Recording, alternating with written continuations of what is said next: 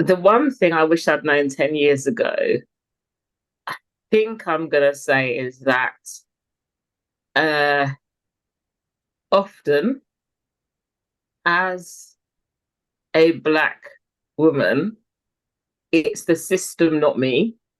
So there's always this point, and it's happened at work, it's happened in situations where you're like, is it just me? Or, and I'm like, no, it's not just you. This is the system you're operating in. It's the system that maybe at points you're in a system or space that's not built for you, that's not made for you, that was actually deliberately designed to exclude people of your heritage, background, gender. And I think just understanding that would have saved me a lot of uh, pushing and yeah, a fair amount of burnout, I guess, as well. That's a really interesting point in that I spoke to Kevin Morosky, who is episode 3, who's yeah. Kevin's brilliant. And his new book is called Black Women Always, and he Yeah, describes it as a 100%, love letter to Black women. And we talked about how Black women have shaped both of us, but also how, as a community, have been under pressure from several different directions, including from the Black male community as well at certain points and through time.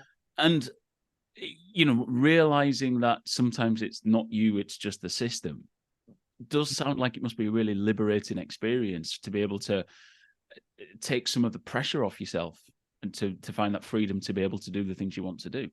Yeah, taking off pressure without, it's not abdicating responsibility. It doesn't stop me continuing to learn and grow. It's just meant that at times where I've pushed, where previously maybe I'd have tried to push and push and push and push, I've had to look back and go, do you know what? This is the system's telling me this opportunity is not for me. I'm going to take a step back, and then that's cool. You don't get a Collette in that space. Then you don't get a Collette in that space, and that's okay. You just don't get it. It's kind of a reframing, isn't it, around the, I really need this and I want this. To actually, you don't get me. You don't get to me. You don't get me. You don't get the value of what I can bring to that space, because this space is not built for me, and I'm not going to burn myself out trying to enter it. It was that's one of the reasons I left. Hindsight's 2020. That's one of the reasons that I am very pleased that I left my career in advertising. And although I kind of just basically burnt myself out of it, I think actually, as I slowly had this realization, and I've slowly gained this realization and knowledge over the years, it has increasingly helped me just step out of spaces and step out of career paths and stuff. And as I've got more experience, that process has just got gentler and gentler. Whereas at the beginning it would be a very violent wrench. Probably I'd have to be forced out through burnout or just overwhelmed, whatever. And actually now it's a very gentle kind of redirection, which I'm really enjoying. I think one of the things that's come through in this Black History Month mini-series that I've done, and I think I've probably said it on every one of the episodes I've recorded so far, is that the thing you're describing, it almost feels like you have to describe it and explain it. And well, it's a podcast, it's for people to listen and learn, so I understand that. But anyone who's been in the situation you've been in, the moment you said it, understood exactly what you meant. Right. Yeah. I'm gonna dare to say that every Black person in the UK listening to you is just silently nodding along, going, I know exactly what you mean. But they knew what you meant the moment you finished the first 10 seconds. Yeah. But if you've never experienced that, you do need the explanation, don't you? You do need to try and bring that along a bit to help people kind of go, oh, this happens. I don't get that. I don't understand it, because it's never happened to them. The thing that's slightly frustrating, I guess, you're right. I think you're right on both counts. And I think there is something else. Oh God, there's two things I want to say, and I'm going to really try and hold them in my head so I remember to say both of them. The first one is that in the workplace, I'm not the only person. I'm not claiming this, because I'm not the person. I'm not the first person to speak to this. David McQueen on LinkedIn says this all the time. But there is a sense of divide and conquer in the workplace. And that's the result of white supremacy. And the white supremacy tells you we call it the Highlander thing. I saw it called the Highlander myth, and I really There love can be only Highlander. one. There can only be one, exactly, right? And there's this thing where, you know, so where there's one, not even black person, just general person of color, the white supremacy and the false narratives underneath it can be like, well, that's your spot done. So that person in turn's like, right, let me claim and hold on to my spot, and oh my God, and you know, that's it. No one else can come in this space. And then everybody else is like, well, in every space, therefore, so there might be several of you in a specific company, organization, sector. And everyone's sort of wary looking around going, okay, well, it's kind of my space. And also there's a fear of, there's consequences if you get together as a collective. So I find in very like white supremacist environments, and hostile spaces and toxic spaces, that the thing you know about that is that when people see two or more black people, or even, well, two or more black people, I speak from that experience, gathering, everyone's looking like, what are they talking about? They're plotting, they're bringing, you know, and it's like, we're here so to steal his soul. That's what we're here to do. We're here to steal people his are soul. looking, and I remember having it. I remember, like, I was working at an organization, and I had a very good friend who's black and worked in finance, worked in completely different teams. So we didn't really, our paths did just not overlap on the day to day. So every so often we'd sit down and have lunch, or if we saw each other in the corridor, we'd be like chatting. And I noticed it's the parade of people walking past, just having a look, and I'm like, but I noted, to be clear, I would walk past and think, you know, this, in the way that this company was laid out and set up, that it had like one big corridor. So frequently you'd see people standing in the corridor chatting, and everybody else would just, you'd see people barreling past, and there would be a stop and a look when it was me and my friend chatting. And I noted that. So I note that to say that there are two things that happen. There's this divide and conquer, which means that that divide and conquer stops us from collectively describing this stuff. So it has historically stopped people from, you know, sharing this truth in spaces outside of their nearest and dearest. So in professional spaces, people won't speak this truth very often. And then the counter, I knew that I would forget the second point. So the first point is around the divide and conquer. And then the second point about people recognizing it is that there's something happened in 2020, like, and the resurgence of Black Lives Matter movement. But it was very helpful to have a conversation about systemic and structural racism in the public domain for the first time in kind of recent years and recent history. That's super useful. But what wasn't useful was then that happening without, I guess, I don't know, that happened, and somehow, and I think again it's because of white supremacy, where people go, oh, I don't understand, teach me. And you're like, hang on a minute. I mean, I'm experiencing the racism. So now I have to teach you about it too. Oh, and worse. Oh, right. Sorry, the Assembly Network. Can you please do it for free? And I'm like, wow. I mean, I did not experience this because I'm a consultant. No one, to be clear, like no one, when Brand My Me started doing anti-racism work as part of our offer, which we've done as part of our social justice work for the time we've been set up. But we've always done it. I always talk about it, done it by stealth. So when we started being asked to do it openly, of course, no one's asking me to do that for free. Like, no one's asking us. We're a consultancy. That would be ridiculous. You can't possibly.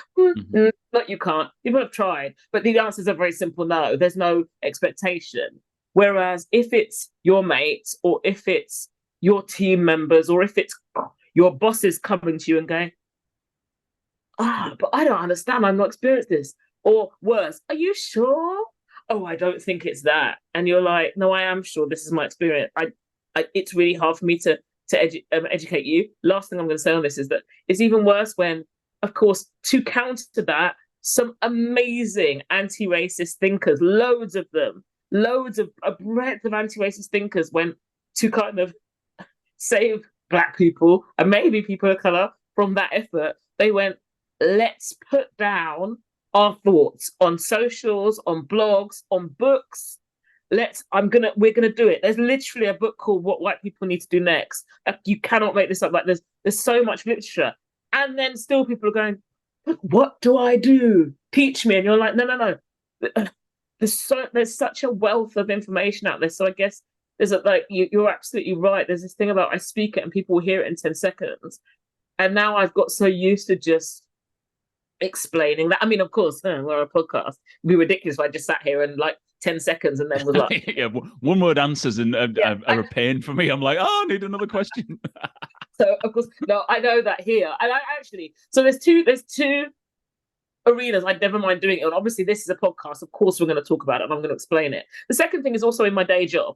It's my job to explain. So, of course, let me be clear about this. Where Brand by Me clients, I'm literally, after this, I'm about to go and do a 2-hour anti-racism session for a client. That's my job. Of course, we're going to be breaking it down. I'm going to be spending some time going through it. That's my job. I'm paid to do that. Of course, I love it. Actually, is also what I love to do. I don't so much love it if I'm at a networking event or at somewhere, in my backyard having a barbecue, whatever. That's not when I want to have the conversation. So I think there is an acknowledgement there. Yeah, and I'm going to stop there. That was quite a lot. Hey up and welcome to the Strategy Sessions. My name is Andy Jarvis. I am the host of the show and the founder and strategy director at Eximo Marketing. I am joined today by Collette Philip, who is the founder of Brand by Me. It's Collette who you heard start the show and who, let's just get back to listening to Collette talk about her work, about anti-racism, about brand building, and about how niching is the real superpower when it comes to being a consultant. If you want to get in touch, all the details are in the show notes. I would love to get your feedback to know what you think of the episode. I do love listening to that and reading it. It's fantastic. The good, the bad, and the ugly as well. I read them all. Thank you very much. Enough of me. Let's get in and have a listen to what Collette has to say. What a great start to the show there, Collette. Thank you for that. And let's just pick straight up on some of those themes and keep rolling through, because I want to pick up on from a work perspective. And you mentioned, you're going to do some anti-racism training and things like that. And I want to talk to you about language, about how people react to certain language, because you used a phrase in the beginning. You talked about white supremacist spaces. And I know from white people find that sort of language challenging when because white supremacy means KKK to people. It means, burning crosses and terrible things. So when that's used in a workspace, how do people react when you talk about workspaces in that way? And how do you counter that reaction? It's so funny, isn't it? Because I realized this. I realized it was probably in midway through 2022. And I remember I was just in a presentation and I literally was like to an organization, right, so here's how white supremacy shows up in your brand on a slide. And I sort of was in my back of my head, obviously, as I'm presenting it, thinking, I mean, I never thought I'd be saying those words in a work context ever. And this is what I say at my day job. And now I probably do that twice daily. I'll be clear that Brand by Me is a social justice focused company. So we work with brands who are serious about social justice to help them look at what it means from a brand strategy point of view, tackle injustice, and that's the lens through which we do everything. So of course, and that means that if organizations are serious about social justice, one of the things they've realized, and for some large organizations, that did happen in and around 2020, that realization, but they realized that you need to lean into the discomfort about talking about this stuff. And discomfort is not the same as harm.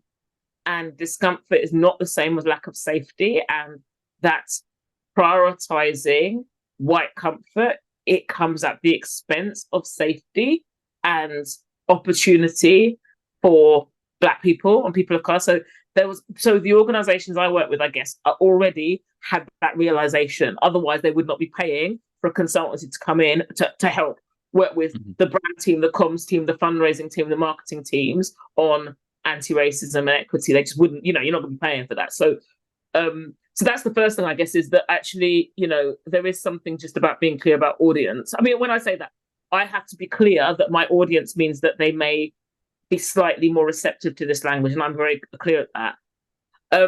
I guess the second thing about it is that, so in terms of, so I guess how do I tackle it? I guess let me talk about the reason I tackle it, and then I'll talk about how, if people aren't comfortable with it.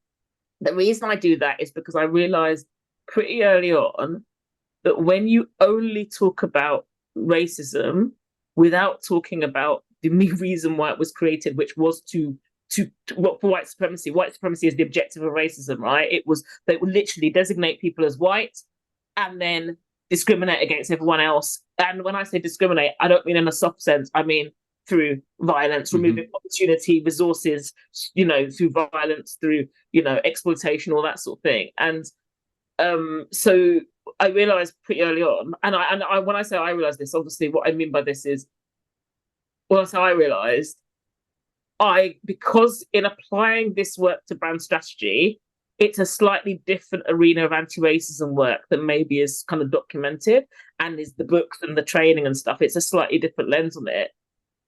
So when I had the realization that if you only talk about racism, it's sort of placing the energy in the wrong place.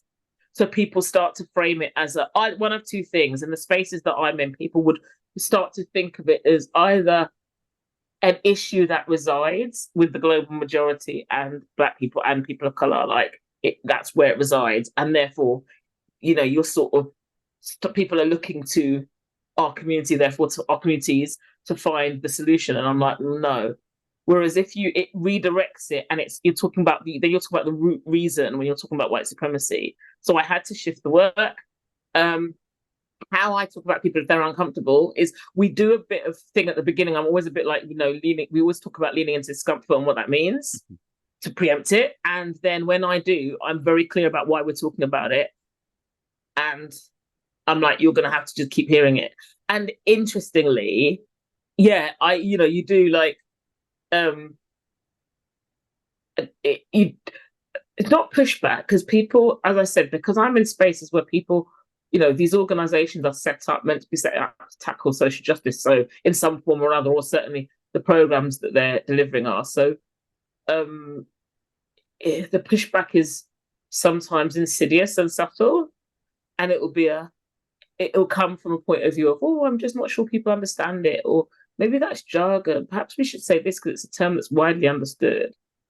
And so I just have to push it back I'll just push it back.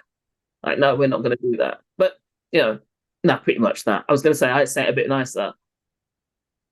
I don't really think I do. It's like, no, I'm like, no, I do say it nicer. I say it like this. Okay, no, we're not going to do that, because we need to really name this and name it as the root cause of racism. So, of course, we must talk about racism, but we must also talk about white supremacy, and here's why. So I don't know if that sounds nicer to you or not, but it's the same words, and that's it. And that's how we have to deal with it. It's interesting that the role language plays in the whole history of racism, but also in how it's tackled now, and how it can make people feel and change their perceptions of it. And I think sometimes using language as a way to crash into a subject is really important, because it's hard for some people on the other side of racism, for white people to fully understand sometimes what those feelings are like, and those feelings of when you just know what the reason is, but you can't either put your finger on it because no one's ever said it out loud. It's hard to really describe that. But if you can crash into something and say, right, let's have this discussion in the round in a different way and change people's perception on the discussion, just moves their point of view on what they're looking at. And talking about it, it's not something I've ever done before. I talk about it in the roles of, white supremacy. But as soon as you said it, I was like, what that does is it moves how you view the problem from where you are here to over here, and forces you to look at it in a different way. So it's an interesting way how language has that power to be able to change perception with just a phrase. It's really important. Yeah. And also the thing you have to language is incredibly important. It's really interesting, isn't it? Because language is at once incredibly important, but it also, too much of the work gets caught up in language and terminology, which is not useful. Then if it just comes to this debate, so because language also, what the systems of oppression, like kind of racism and sexism, one of the things that we know is that language is very quickly co-opted, weaponized. So there'll be language. So let's use the word woke as an example. It was language that arose out of liberation, designed for Black communities in the US to talk about their own awakening to the reality of injustice. That's what it was used for. It was then co-opted. So at its first, it was co-opted first by liberals to just mean liberal and stuff. And yeah, I get it. Liberals, I get it. I'm liberal. That's co-opted. And therefore, because it was co-opted, it was able to be weaponized. So of course, and we have to be really clear about, I guess, that journey. Like when we're thinking about language, because we don't get hung up on language. Like I remember like all the time being spent debating BAME, BME, etc. Now, of course, those terms are wrong. But once we've decided that those terms, it's not, those terms are wrong, and we've explained why. Those terms are wrong because they act as a collective umbrella for some very different communities with, of course, shared experience, but also it was allowing institutions and governments to mask the complexity and also like hide their white supremacy behind this big umbrella term. So we have to be clear about why we're not using that anymore. But it wasn't. The debate became about Bay and BME, and then you go, okay, so because actually what you'll then do is just replace it with another term. So of course, so it's like actually, and there was so much time spent debating the language, not the why, that actually people thought the act of change, stop using BAME, that's their anti-racism work done. You're like, no, what? No. And then when the UK government were like, well, we're proudly not using BAME, and I'm like, yeah, but you're horribly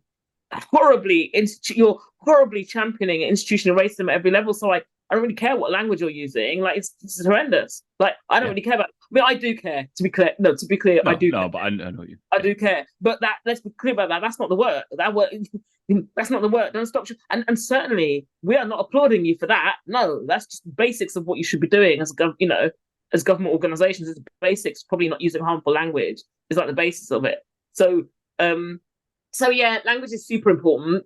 We need to be careful that it doesn't become the whole conversation, but actually it can allow us to have some really brilliant conversations. And as you said, particularly sometimes it allows us to, I mean, I'm a big one, like obviously being a brand strategist, I'm a big one about, one of our values is like clarity, because I'm a big one about clarity. There's too much words and meaning and blah, blah, blah. And you're like, no, we just need to, one of my stock phrases of my colleagues over the years, anyone that knows me, I say it less now because I'm in my own business. I think it's because I'm just, because people generally are clearer when I'm in my own business. But when I worked, whether it was, particularly when I worked in-house in brand teams, I used to say that I start everything with "let's be clear," because can I just get clear on that? Or let's be clear, but let's be clear was my stop. People like, let's be clear.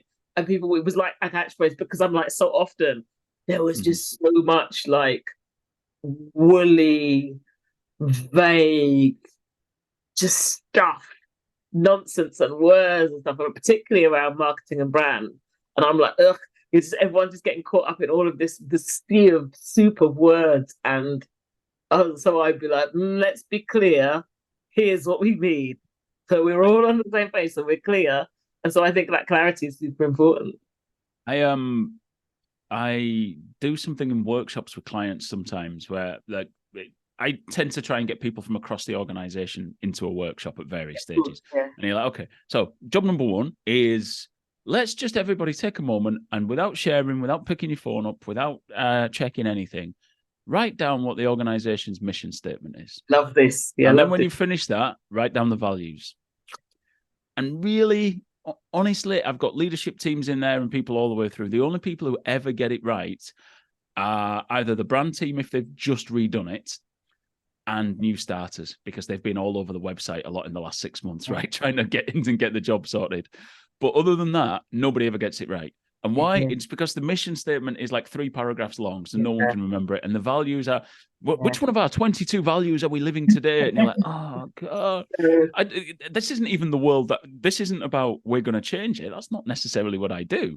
But it's like, this is the thing that should be guiding us all in how we're going to do the next bad thing. Brand. It's the hallmarks of bad brand. I remember like doing some work with an organization. I always talk about it. Now I've forgotten what they're called. When individual words, the capital letter of each one, then like spells an acronym of it. Yeah, but it's not called. They're called something else. But yeah, it's like an acrostic. Is it an acrostic? Acrostic, yeah, it's acrostic. That's it. An acrostic. So, and their values were spelled out on acrostic, except the acrostic was I think it was like an 8 to 10 letter word, and the individual the values were rubbish, and 3 of them were synonyms for the same word. So I was like, this. They'd spent so long thinking about the acrostic bit, that it was like so. And people try and do really clever things like that, and then also. So yeah, there is a lot in that. But it is a hallmark of bad brand. I will go because I will say that. I will give the 2 examples. I've done many brand projects even before I set up my own consultancy. But I remember when we worked at I worked for an animal charity called World Animal Protection, and our purpose was and it was a global organization, so you couldn't be, and our purpose was simply we move the world to protect animals, which sounds super obvious, but I was like, yes, we move the world, there's tangible shift to protect animals. And if you'd have asked the organization, we did a little test, people all remembered it. They were like, yes, we move the world to protect animals, and it's like move, and we used it. It was super clear and simple, and that's what you want. I remember as well when I was at Barnardo's, we developed I think this was a new personality. One of the personality traits of it was the one that was super sticky, was terrier-like, and it was the one that the organization, because it was a word of saying tenacity and terrier-like, but it was really, really good in terms of both the brand personality, but also how the organization showed up in the work that Barnardo's did at that point.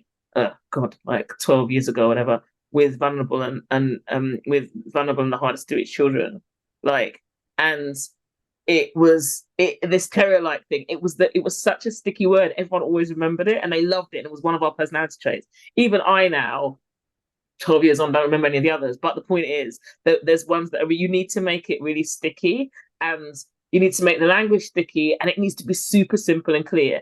Especially if you're in global organizations, it's really important. And I really love that energy of doing it. And that's the other thing I find is that people, I really, this really frustrates me is when I said this, it's a hallmark. I'm going to say as well, I'm going to be really blunt. I think it's a hallmark of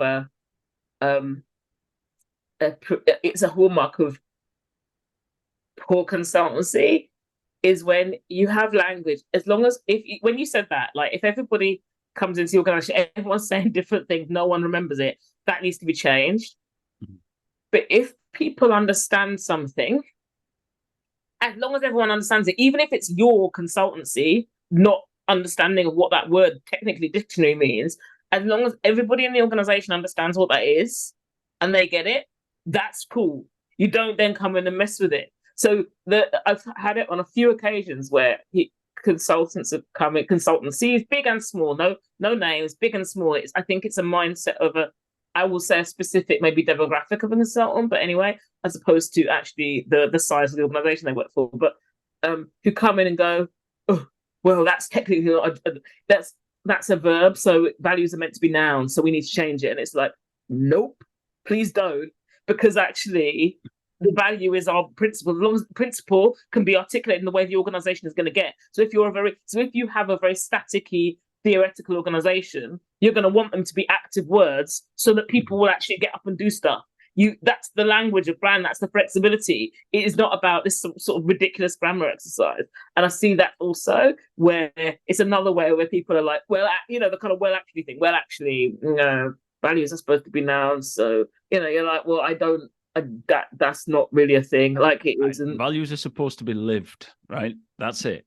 That if people aren't actively bringing them to life and displaying them every day, verbs or nouns aren't important. It's how they are brought to life that's important, right? And the most important part to me of those is that they have to be memorable. Yeah. Because if people can't remember them, they can't deliver them. Verbs and nouns is completely, it doesn't matter. It's irrelevant, isn't it? But it's really great. What they have is, and then you see people, they're like, yes, here's our 10 values. But I'm like, no, I'm sorry, that's never going to work. And then when you look at it, you're like, well, no, you've got 3 values. The other 7, people aren't doing the other 7. Like there's 3, and there are 3 that really count here. There are 3 that are really relevant. The others are just like, I don't know, that's just more words. Yeah. And what's your view on when you see honesty or trustworthy as part of a value set? I'm not trying to throw you under a bus here or anything like that. It drives me wild when I see it. I'm like, come on, this is just we have to be this anyway, right? We shouldn't have to spell it out. Sometimes I do. Like, so if it depends, I guess. My thought is it depends because, yeah, I'm not a fan of words like, the lowest common denominator words. But so, for example, okay, but it depends on the sector. Because although it should be a given, it often isn't. So if you are in a sector where there is a lot of fraud, you may want to have honesty as one of your values to make sure that people, because it's what you said, values have to be lived. So if you're looking to have values that people, so you may want to. Same with, trustworthy, less so, but because I think it needs to be earned. Mm-hmm. I think you can put that into a value or personality trait. I think that needs to be earned. So I might express the value that sits behind it, and then trust is the output, if that makes sense. So what is it then about? What do you need to do that need your customers, consumers to trust you? And therefore that is what your value stroke personality trait, whichever one it sits in. But yeah, that's what I would do. Probably with that one, I might work it backwards. But the honesty thing, no, I think it depends. Like sometimes you would hope it's a given, but honestly, it kind of isn't. So for me, also I'll go at a personal level. Sometimes as well, I'm like, if it's founder-led businesses, I'm like, maybe that belongs in your personal brand. So my personal value is honesty, because it is something that is a hallmark of how I show up. And it is actually one of those things that is very much a characteristic. And it's not a given. And when I say honesty, it stretches into stuff like, so honesty is a personal value of mine, but it's not one of Brand by Me's values. It just isn't, honesty is not one of ours. Yeah. Okay. So tell us a bit more about Brand by Me. You set it up nearly 8 years ago now, so 2016. Yeah, exactly. And has it evolved over time? What sort of work? How has it? Tell us the story of Brand by Me. So the story of Brand by Me was, I was working at a global animal charity. That was the last day job I did before, not day job, the last, in-house like employee job before I set up my own business. So I was working in this animal charity, and I got to a stage where I'd hit a ceiling in terms of, I wanted to be sort of, I guess, executive leadership team level, and I was doing work that would probably put me at that level, and I was sort of, that I was leading things that would put me at that level, and I was there and I was ready to be, but I sort of hit one of those realizations that maybe the system, not me, and this ain't gonna happen here, and I need to. So I was like, okay, rather than just go and bounce into another job, I probably need to look at. I just need to take some time, look at my career a bit differently. So I was going to take a career break, and I did take a career. It's maybe 3 months. I saved up a load of money, and I was going to have a really nice time. Just going to go off, travel for a bit, and I was going to do some things. And not when I say not travel like extensively, like global travel, but just go and see mates around the world and stuff, and just go and have a nice time and spend some time like just doing nice things for like 3 months. That's what I decided. So I get the feeling that didn't work out for you. I spent 3 weeks, and then I woke up and I was like, and I'll say this, I woke up and I was like, oh yeah, I need to set up my own business. Oh, and it's going to be called Brand by Me, and it's going to be about brands that do good. That's what it's going to be about. So, I'm like, actually, when I realized, I was like, God, because I really loved. So when I did a big global rebrand for that charity, World Animal Protection, and we worked with Wolf Olins, the brand agency, which it was so gorgeous because, and the reason we did was because I had just come from, my previous job had been at EE, and we'd worked with Wolf Olins on EE, and then Wolf Olins were like, oh my, when I was leaving, they were like, okay, if there's anything we can do to help you out, like, we really love working with you. If there's anything we can do to help you as you're leaving, whatever you could do next, good luck. And I was like, well, actually, my next job is going to be a rebrand. Would you like to come and help me with this rebrand for this tiny animal charity? Oh, and MB, obviously we're not EE, so we haven't got that budget. Yeah, you're going to need to give us a very significant, massive discount. And they did, so that was awesome. And it was really great. But what it meant was, and I'm not a big fan of pro bono work from a brand strategy point of view, even for charity. I mean, if you're a charity with some resources, even if it's limited, just because if it's pro bono, you kind of have to get what you're given. It's the power dynamic is off, which is the language I now have for it. At the time, I would just say I don't think that people value stuff they don't necessarily pay for in this context, and the organization doesn't value it either. So people will take it for granted. So I'm like, actually, it's just easier. Even if you've got a minimal budget, you use that minimal budget and make it go as far as you can. And that's what. So for this minimal budget, I was like, well, I am a brand strategist, so I do need an agency for help in certain things. So I was very targeted, and I thought, when at that time, it's changed now, but at that time I was looking around, I was like, I just couldn't see. That was the dream as well. I just couldn't see like strategic level, big brand level, sort of really strategic, robust support that you'd need as a brand director, but on a micro scale that maybe a smaller organization might need. I didn't see it anywhere. I didn't see it. I saw there were lots of branding consultancies heavy on the design side, heavy on the identity side that would do design work, but it wasn't that strategy thinking just wasn't, you couldn't afford it. So the strategy would always come at a premium. So it's like, well, if you get the basic logo, that's going to be here. But if you want the strategy thinking, we're going to charge you loads more for that. And I was like, it's got to be another way. It's got to be another way. And that was Brand by Me. And then it has it evolved? Yeah, because the world's changed. The language of, I think, what I've wanted to do with Brand by Me hasn't changed, but maybe where, who, what, and where our support has evolved, and therefore our offer has significantly evolved. Our client base has changed, and that's also, I guess, as as we've got a reputation and stuff, the client base has changed. So we started off, because I live in Hitchin in Hertfordshire, so I live outside London. And when I spent like 5-6 years commuting into London, so I was like, I don't want to work in London anymore. So at first I was like, I don't really want to go into London. So first of all, I was working with small to medium-sized charities and founder-led businesses, was that, because I was like, that can drive change, and it was really nice for the scale we were at now. And then but it shifted over time, and then I was like, and larger and larger charities and social justice focused organizations, and the world and then it was social justice focused charities, but it was quite niche, because actually people, it was niche. But then in 2020, not just the resurgence of Black Lives Matter, but also the very same but different experience of the pandemic. By that I mean, it's something that everybody's experiencing, but injustice means inequity means you experience it very differently. It was just like this global big conversation about justice and equity. And that was like, okay. And then suddenly it's like, and you've got brand teams going, yeah, we need to do stuff. And it can't just be tick box and DEI or whatever. We've got to actually look at this. And then I was like, well, actually, I know how to do this, because that's how we build brands. Yeah. And that's kind of the evolution of it. So a question I asked Kevin, because Kevin formed POC, People of Creative Collective.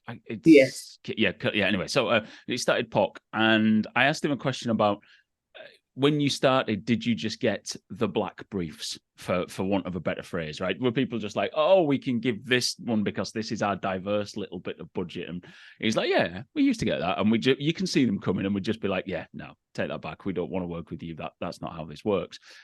Did you find, as you start after 2020, did you find that like the profile of people coming to you had changed, but maybe not for people looking, oh, we need to do something, so let's go and talk to Collette? Or did you find that people are actually just, no, actually, we are open to this? It's not a box ticking exercise. We are on the path to do this correctly. The second one, but that's because there's like, when you put into your like brand, we only work with people that are serious about social justice. I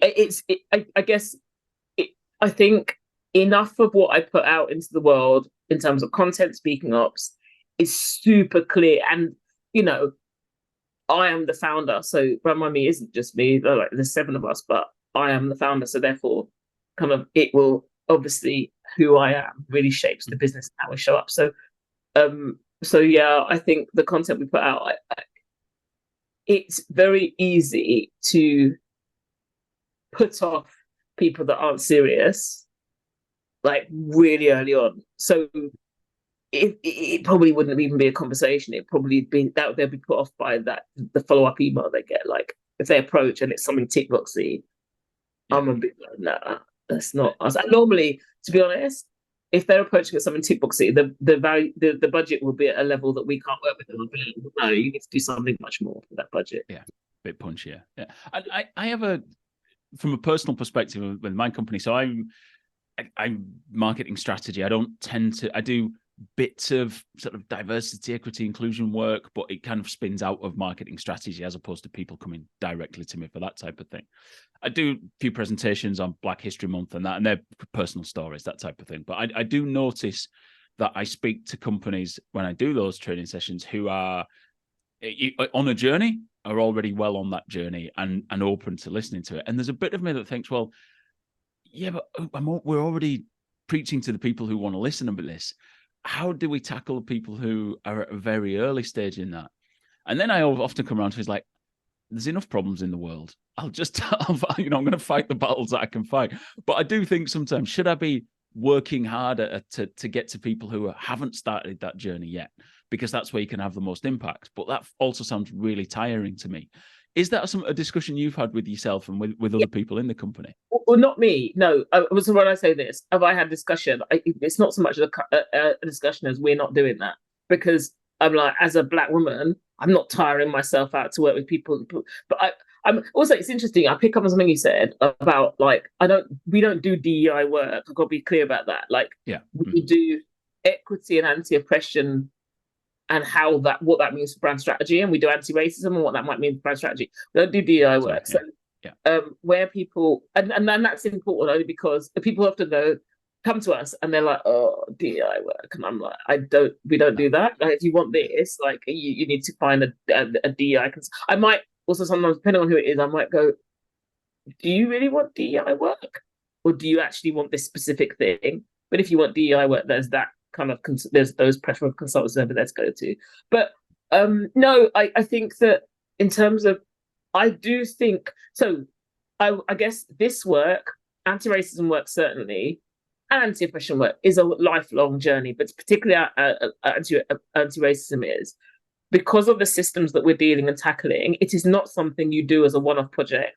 It's not something you start and then you can just leave, and then it's ongoing work. So wherever people are on the journey, there are people to work with them at every stage. So there are some excellent resources for organizations that are at the very start of their journey.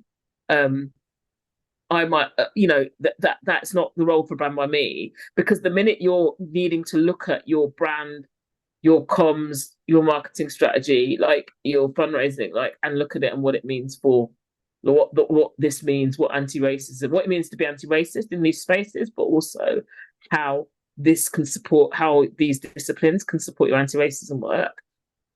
You need to have done some work already. So at the point where we're coming in, it is necessary for you as an organization to have done some work. I will argue that it probably isn't the starting. If the starting place is look at what can our brand do, I'm going to be like, that's the wrong place to start. Like, it is the wrong place to start, because what you're effectively doing is like, the question you may well find yourself asking is, how can we make our brand look like we're more anti-racist, which is just not that. That's not it. That's not the thing. And you might find that. And what's interesting is often when we work with organizations, sometimes internally, my direct clients might get a little bit of pushback from people wider in the organization, like, why on earth are you starting with the brand? And they're like, we're not starting with the brand. We've done this work of stuff. But actually, if we don't look at the brand, and I equip them with this, I guess, is that if you don't look at the brand massively just works against you, because, as we know, brand and marketing as disciplines are steeped in oppressive practice. They are built. They are one. It can be. They can, at least if they're not the system, but they are part of that system that is built to exclude. And unless you do some quite things at a strategic level, you're going to find that's going to happen. So often the problem that clients come to me with is, we've been normally we're on a DEI journey, or we've been doing anti-racism work, and either our brand is working against us. Our comms aren't working. Our comms team don't understand it. Our marketing teams are just not clear what to do next. Or the marketing teams come and say, look, we've been doing this work, but we don't understand how this applies to us. We understand it and we really want to do it, but we can't understand how this is going to apply to us, how we make this work. And that's where we enter. Yeah. What I like, to go back to something you said earlier, is clarity. Like, no, this is, if you look there, that's not for us. If you're in this bit of your journey, you're for us. And if you're there, that's not for us. Clarity. Yes. Clear. Yeah, it's really important. The more specific, the more specific. I think the most specific, it's the opposite actually, because I think, again, scarcity mindset tells you do everything you can get your hands on. But in reality, that's just nonsense. You have to, I think, focusing and being specific about where and how you can help will just help you be better. It's like you're just better then. The question I started with, what's the one thing you knew 10 years ago?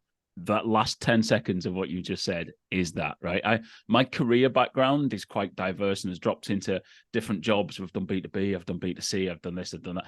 And this isn't supposed to sound arrogant. I feel like I could turn my hand to a marketing role in like about a dozen different types of company. But take that mindset into running your own company, and it's a fucking disaster, right? Because you're just like, I think I can do everything for everyone, and you can't, right? Well, you can, but just trying to sell that is the most painful thing ever, right? Every sale is like day one all over again. When people go, I used to do a lot, as I said, I used to started life by doing work with sort of small ambitious businesses, and when I started my company working with small ambitious businesses, I go to networking, like a bit of everything really, and I'd be like, I just don't, I can't see how that will work. But and although you can do many things, and this is what I've realized, is that although you can do many things, it's better that you just talk about a few of them. You can do many things. I have no doubt, like people are very skilled, highly skilled, and can do a breadth of. And that's the joy of running your own business, is that you get to do this breadth of amazing stuff, but you need to funnel it through a really clear sort of vehicle that people understand. Yeah, and that's the thing, because when people understand it, the sales cycle shortens, right? You get that positioning right, and people go, you do this thing, we want you to do that. How much does it cost? Yes. My sales cycle for the first 3 to 4 years of the company, every sales deal took forever because it was all bespoke, starting from scratch. Yes. Like, this is madness. So yeah, I agree. I find the same. I think that's part of the journey to go on now. It's like exactly what you just said. I love it. It's like, you do this, you did it for that person. Can we do it for us? Good. And how much does it cost? Yeah. And that's done. This is really easy. Right. I've got one more question to ask before you go. And hopefully it's a short one. Might not be a short one, but hopefully it is. Give us a book recommendation, something people should read or could read about this subject. It might be marketing. It might be about anti-racism. It could be something completely different. It might just been a novel you read yesterday and you thought, you know what, I love that. But what book would you recommend to people? What White People Can Do Next by Emma Dabiri is great as a just for Black people, people of color, white people alike, actually, on anti-racism. I think it's because it's really practical. It's like, here, boom, boom, boom, and it really stands up. Nova Reid, The Good Ally, is gorgeous. Particularly, actually, when I first looked at it, I was like, "Ooh, this is very much targeted at white people, and therefore I'm not going to read it." And then my husband's white, so I gave it to him to read. And then I came back to it, and I was like, actually, there's just some gorgeous stuff in here about it's when you're reading it, your lens is different. So for me, reading it, it's just very good on some reminding me of how to hold compassionate, empathetic, but really gritty conversations about this stuff. And Nova does that beautifully. Like, she holds this amazing kind of compassionate, kind of warm, understanding spaces, but I feel like sometimes I've seen, not in books or anybody that's anti-racism, but certainly in the DEI space, I see people are giving their clients and organizations just a massive out at every stage. Well, it's this, it's unconscious, it's more.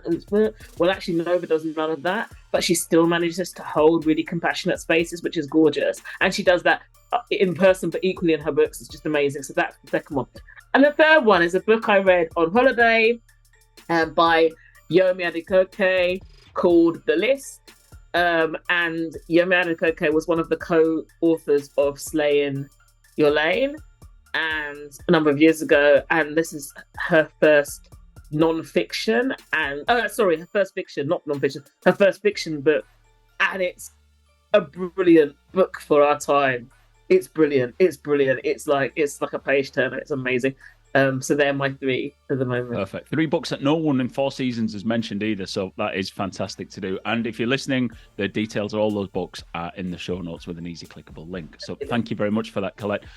We'll put your details of Brand by Me in the show notes as well. And thank you very much for your time. It's been amazing having you on the strategy sessions. Thank you so much for having me. It's been fun.